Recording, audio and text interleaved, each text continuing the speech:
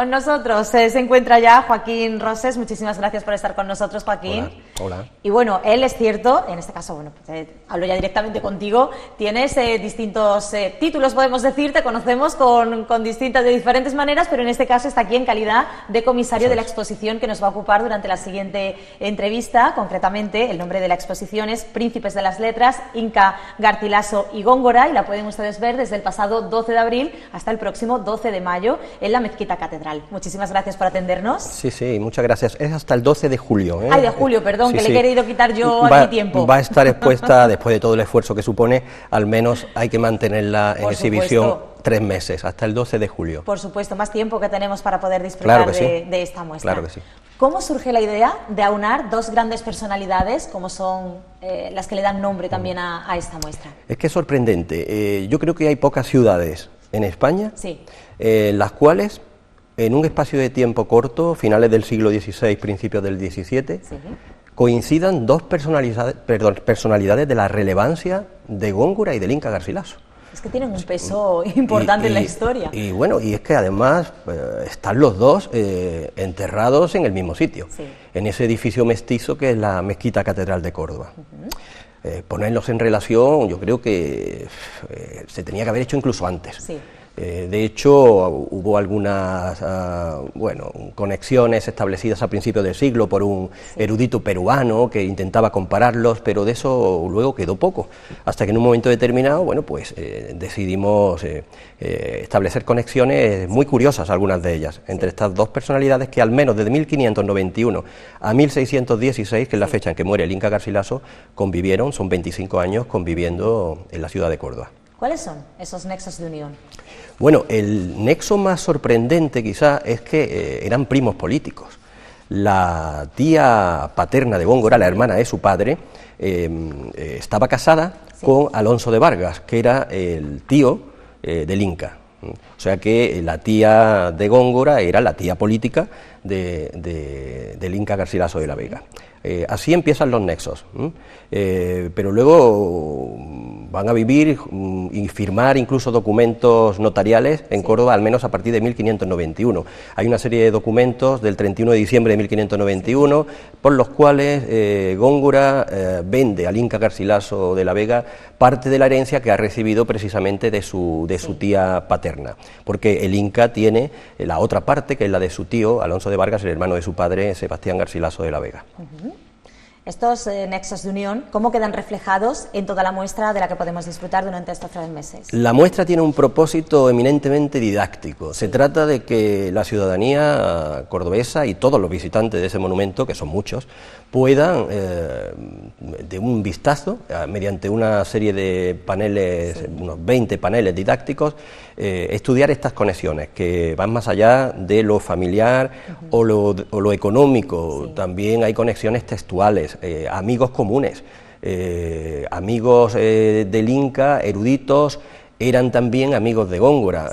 No quiero aburrir ahora dando todos estos nombres. Yo lo que animo es a que los cordobeses se acerquen y disfruten de la exposición visitándola. Es una invitación que se hace extensible, ¿no?, a todas las personas que nos están viendo, que estén interesadas en conocer todo esto de lo que estamos hablando, pero es una muestra que a su vez tiene muchísimo de documentación y muchísimo trabajo detrás. No es una muestra al uso. Mucho. Está la cuestión de los paneles didácticos, pero luego también hay una selección exquisita de piezas únicas. Hay 12 documentos, algunos son manuscritos, otros impresos, y hay también 2 cuadros, pero los cuadros son del siglo XX, no son como los documentos que son de finales del XVI o principios del XVII. Tenemos el testamento del Inca Garcilaso, que está en el Archivo Histórico Provincial y fue restaurado hace muy pocos meses. Es un monumento, es un documento impresionante, monumental, ¿no? Una gran cantidad de cuadernillos cosidos y que está abierto allí en la exposición por las palabras del Inca firmando su testamento, ¿no? Pero luego tenemos un documento que se ha descubierto recientemente en el archivo capitular, que es la almoneda del Inca. Se sabía que el Inca Garcilaso en su testamento había hecho una relación de libros que tenía en su biblioteca.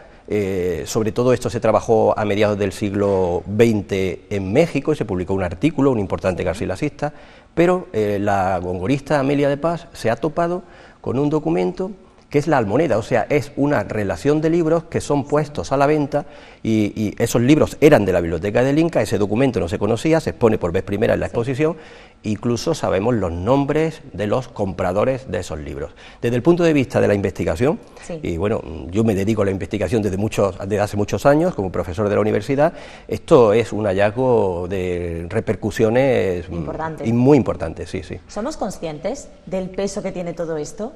Porque son dos nombres que sí, casi todos los conocemos, hemos indagado un poquito en la historia, incluso en la relevancia que tienen en la propia Córdoba, pero no sé yo si somos conscientes del peso real que tiene todo esto y sobre todo del peso del material del que estamos hablando y de toda la documentación que forman parte de esta muestra. Bueno, todo esto va por sectores, ya sabemos la sociedad en la que vivimos actualmente, a la que le interesan otro tipo de cosas, pero los expertos en la literatura del siglo de oro son muy conscientes, como digo, de que estamos hablando de dos personalidades de primer orden.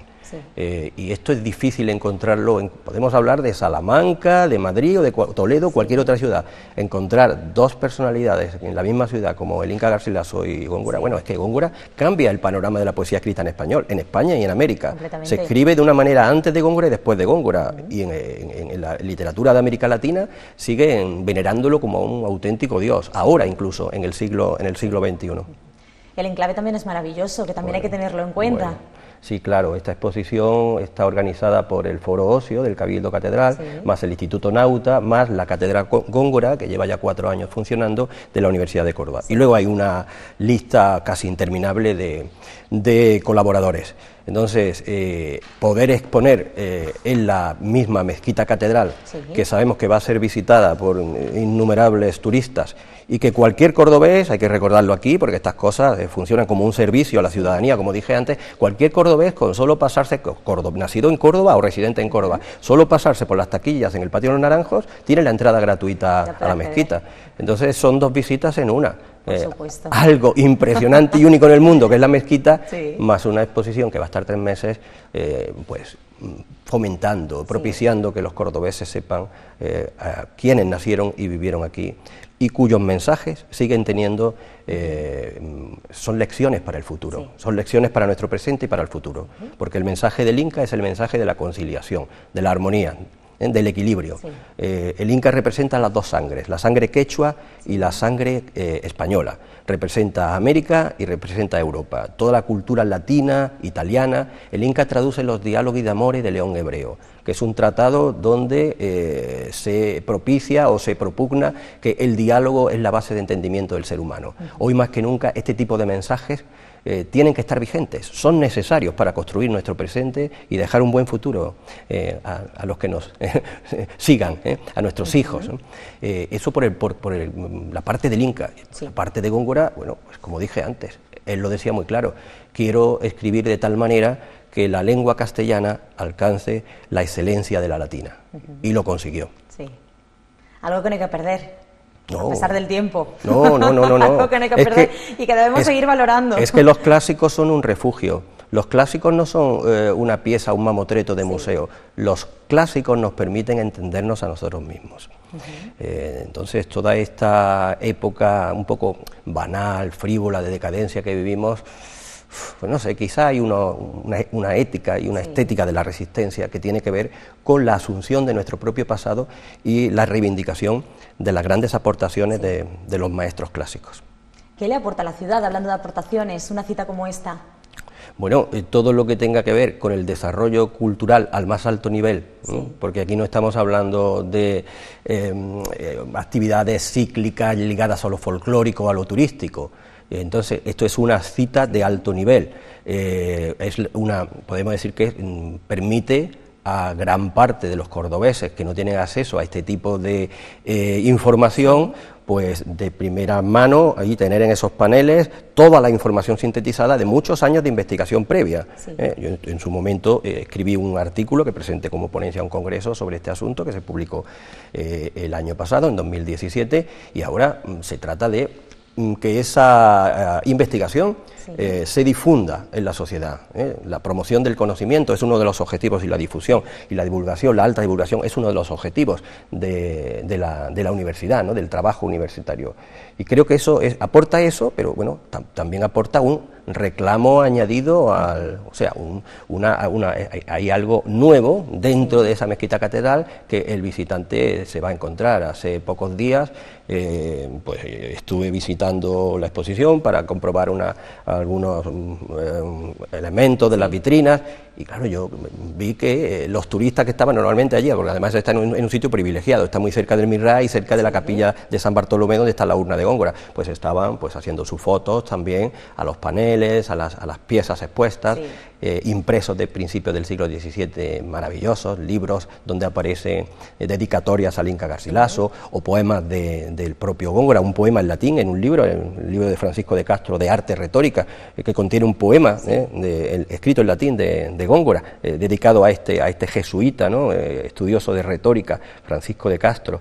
Bueno, son, como dije, 12 piezas entre manuscritos e impresos, y a quien le guste la cultura y le guste el pasado y la historia de nuestra ciudad, no debe perderse una exposición de este calibre. Por supuesto, es un reclamo más. Claro que sí. Es un reclamo más para, incluso, le añade un toque, como tú bien has explicado, Joaquín, diferente a la propia visita de la mezquita catedral, ¿no? Que cuántas veces la hemos visitado, bueno, pues ahora tenemos un motivo más por el que acudir y poder disfrutar de algo, pues, como lo que estamos hablando, que al fin y al cabo es historia, y es historia viva. Es increíble cómo, a pesar del paso de los siglos, continuamos hablando de historia viva. Es historia viva. Las lecciones del Inca y de Góngora son frutos perennes. Esto no es algo caduco, que pase de un día a otro, de un año a otro. Son lecciones, como digo, para el futuro, y espero que sigan siéndolo. ¿Por qué? ¿Cuál es el motivo principal por el que tenemos que visitar esta muestra? ¿Por qué tenemos que visitarla?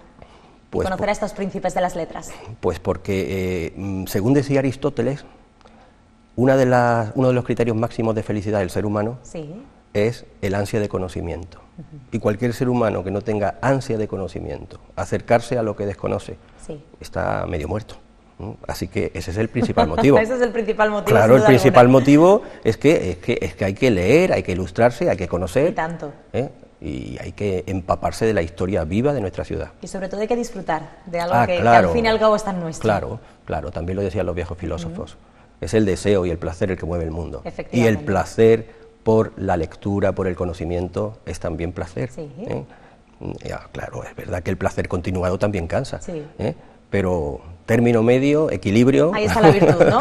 Eso es, sí, claro. Joaquín, muchísimas gracias por habernos acompañado. Gracias a vosotros. Por habernos adentrado un poquito más en esta muestra de la que podemos disfrutar durante 3 meses en Córdoba, pero mejor ir antes que después, ¿no? Porque además si nos gusta, repetimos. Sí, pero de todas formas, la mezquita en el mes de julio o en junio... Es que está de fresquito ahí dentro. Cierto es. O sea que otro motivo. Otro motivo para disfrutar de esta exposición y de esta muestra. Muchísimas gracias, de verdad, Joaquín, por habernos acompañado y por concedernos la entrevista hoy. Un placer. Gracias.